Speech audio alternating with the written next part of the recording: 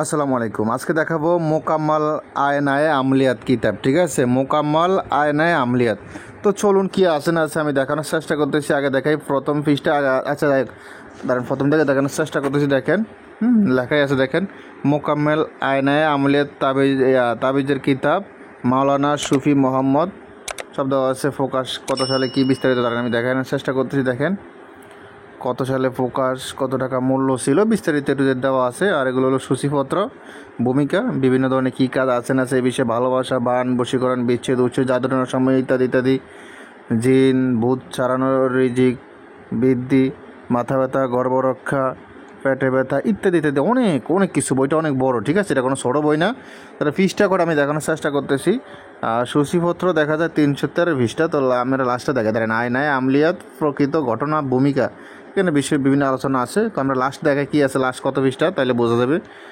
এ হলো সমাপ্ত, লাস্ট হলো 320 পৃষ্ঠা। হ্যাঁ ঠিক আছে কালিক, এটা 320 পৃষ্ঠা। তবে হ্যাঁ, এটাতে বিভিন্ন ধরনের এটা কি দেখি, বৃহস্পতিবার নক্ষত্রে, তারপর শুক্রবার ইহা জোহর দিবস, এই দিনে আচ্ছা বিভিন্ন নক্ষত্র আছে। তারপর এটা কিসের, যেই শিশু খুব কাঁদে এটা ব্যবহার করা আর কাঁদিবে না, মানে দু এক শিশু আসলে একটু জ্বালাতন করে বেশি, মানে শান্ত স্বভাবের হয়ে যাবে আর কি, এগুলো ব্যবহার করলে তাবিজ। তারপর এটা হলো কি, এটা হলো ইহকালের এই কি ইয়ার কান জন্ডিস রোগের তবদির। আচ্ছা এটা হলো জন্ডিস রোগের তবদির। এই তবদিরটা আপনাকে শেখানো দরকার। আচ্ছা আমি এটা চ্যানেলে শিখিয়ে দিব।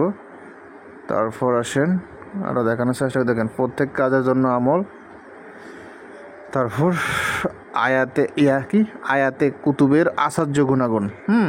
তারপর দিন দুনিয়ার উদ্দেশ্য সফল, পলাতক ব্যক্তিকে হাজির করা অথবা কোনো ব্যক্তি তাহার প্রেমে অস্থির করিয়ে তোলা, কাহাকে বিবাহ করতে ইচ্ছে হইলে এই তবদির করা। খুব জঘন্য একটা।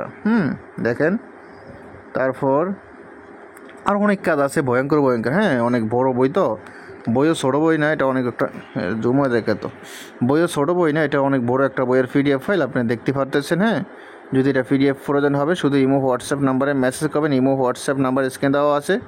এ ফোনটা ভালো থাকবেন, সুস্থ থাকবেন। আল্লাহ হাফেজ। আসসালামু আলাইকুম রহমতুল্লাহি ওয়া বারাকাতুহু।